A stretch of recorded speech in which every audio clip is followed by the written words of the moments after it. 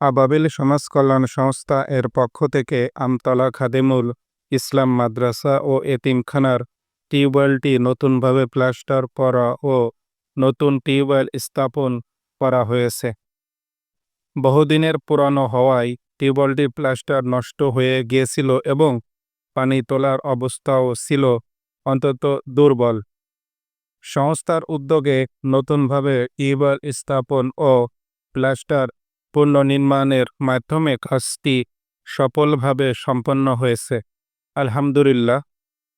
উত্তোলন ৭,৭৯০ টাকা, খরচ ৭,৭৯০ টাকা। যারা যারা এই মহৎ কাজে অর্থ দিয়ে সহযোগিতা করেছেন, আল্লাহ তাআলা তাদের জীবনে কল্যাণ ও মনের আশা পূরণ করুন।